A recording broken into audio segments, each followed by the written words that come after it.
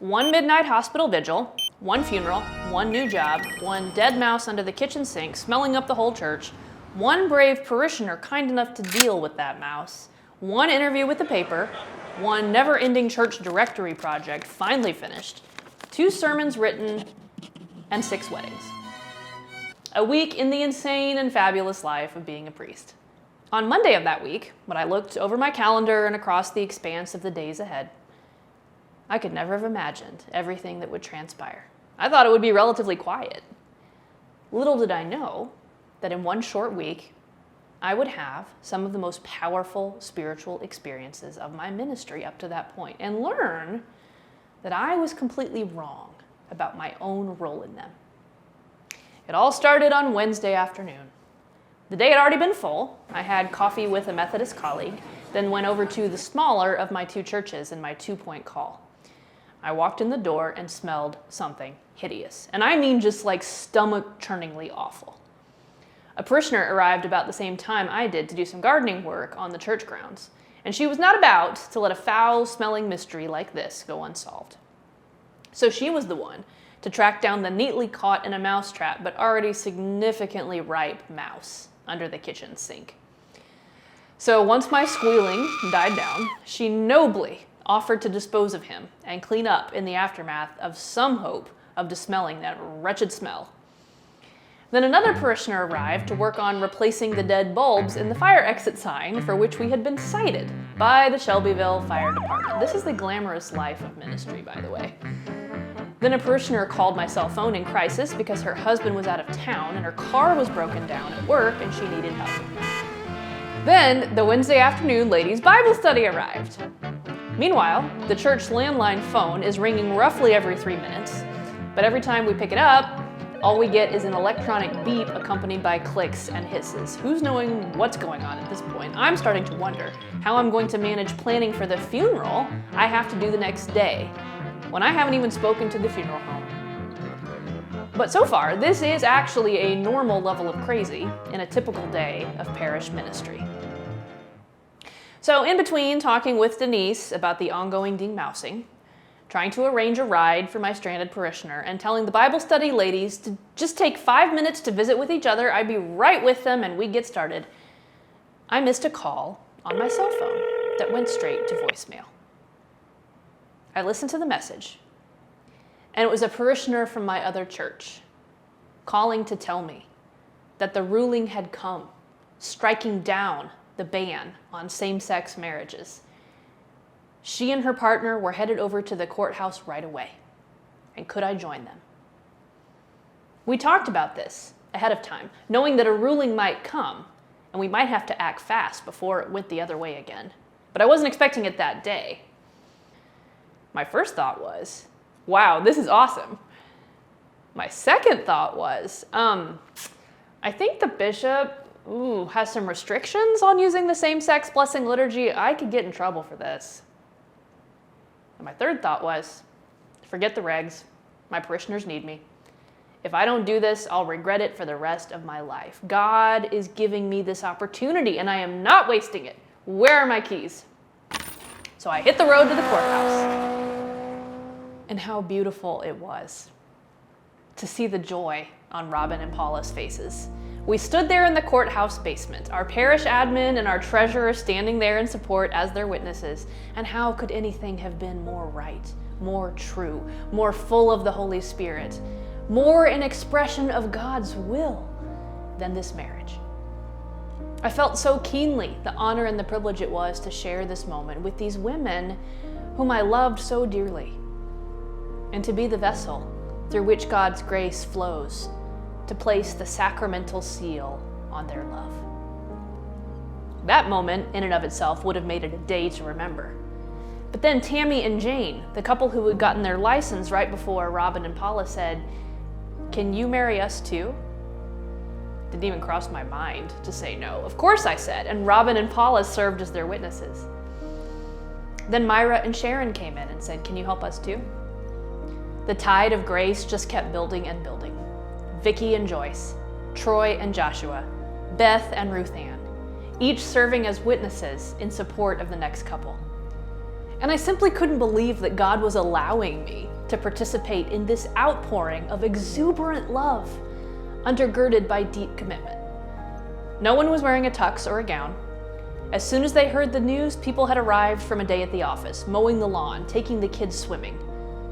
But all of them knew that this was the moment for which they had waited for years and years, and they seized it with joy.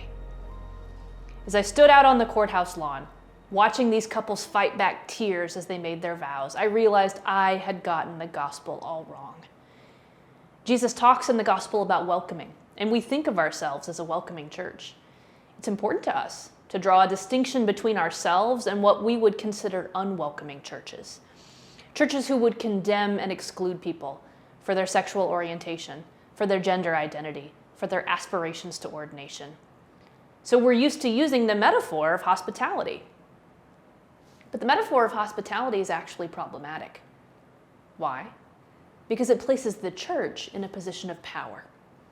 When we use language of hospitality and welcoming people in, we're implying that we've got it all figured out, that we're on the inside and they're on the outside, that they're in a place that is lacking, and they need to come into our domain, where we'll show them how they really should be living. Do you see how problematic that is? Hospitality can be a good concept, a great concept. We see it throughout the Bible. But as it exists in the church right now, it's virtually entirely unexamined and one-sided. And we've got to do some thinking about that. I finally understood after my experiences that week that Jesus figured out the problem with the power imbalance in the hospitality metaphor long before I did. I've been reading scripture for years as, hey, listen guys, make sure you welcome people, welcome prophets and marginalized folks and kids, and give them cups of cold water. I was once again placing myself in the position of power, the position of being rich with resources and grace that I would generously give away, and thereby earn the right to pat myself on the back. But that's not what it says at all. Jesus speaks to his disciples and says, "Whoever welcomes you welcomes me, and whoever welcomes me welcomes the one who sent me." We, the disciples, are the ones being welcomed, not doing the welcoming ourselves. And that puts a whole different slant on the concept of being church. We're not allowed to sit in our beautiful nave and our well-established ministries and our comfortable buildings with our comfortable mindsets and wait for people to come to us, or even reach out to people from our safe and controlled environment. We don't get to do the welcoming because we no longer get to hold on to our power. We have to be welcomed by others. And what a scary thought that is. It means we have to go outside the church, outside our familiar community, outside ourselves. Remember? When Jesus sent the disciples out 2 by 2, he told them to take no bag, no belt, no money for their purse. True discipleship is a frighteningly vulnerable state of mind and way of life. We have to abandon our place of safety and power, thus abandoning our ability to welcome anyone to anything. And we have to trust that strangers will welcome us, where we can then share with each other as equals and friends. That's exactly what happened to me at the courthouse on that Wednesday. I wasn't at the church. I was operating outside the familiar and comfortable rules. I thought I was welcoming people into the church by performing these marriages for these couples, but that was completely wrong. These couples were inviting and welcoming me into their lives. They had such profound courage and trust and vulnerability that they would welcome me, a total stranger, into one of the most important moments of their lives. Courage and trust and vulnerability that I could only hope to emulate in my walk as a disciple. They reached out and invited me into the most intimate space of their relationship, of their hearts, of their shared history, of their family. Me, who represented the church, an institution that has done far, far more to harm and persecute and isolate them and their love than it has ever done to support them. It brought, and it still brings, tears to my eyes.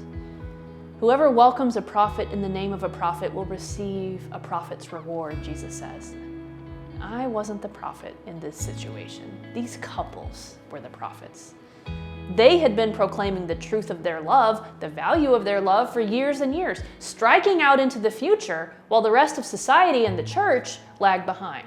And they have received a prophet's reward. A prophet's reward is persecution in their own time, and in the future, recognition of the truth that they have proclaimed all along. Whoever gives even a cup of cold water to one of these little ones in the name of a disciple, truly I tell you, none of these will lose their reward, Jesus says. I wasn't the one out on that courthouse lawn giving anyone a cup of water. These couples were giving me a cup of cold water, a rich, refreshing drink of grace and discovery and opening my eyes, a profound gift of love and trust. And I was a little one, so small in my understanding of what my role was as a priest and a disciple's. So I did 6 weddings that week. I actually did 2 funerals, one for our parishioner Margaret and one for my own arrogance and bad theology. Like Margaret will be resurrected, I know my pride and arrogance will be resurrected again and again, and I can only give thanks for the grace of God who makes their death holy. God who places me in these situations where I get a glimpse of the light. The salvation I need the most is salvation from my own ego. And God's light and truth shining through people like the couples I married on that Wednesday afternoon so many years ago, cuts through my hollow superiority like a knife. Never have I understood more how necessary death is to resurrection, and never have I been more grateful. To this day, I'm humbled and awed by the experience I had at those weddings, and I can never thank those families enough for letting me be a part of it. Those couples had built lives of love together that weathered everything, from the mundane chores of family living to crises of illness and death, when no one else recognized their commitment. Then they welcomed me and they welcomed the church into that sacred space and asked for a blessing of it. I was invited by them onto holy ground, brought to a place of having to confront my own self-congratulatory posturing about what I was doing, and remade in my understanding of what it means to be a disciple of Jesus Christ. Who exactly blessed whom out on that courthouse lawn on that Wednesday afternoon way back in 2014? Perhaps we blessed each other. Perhaps that's what Jesus meant all along.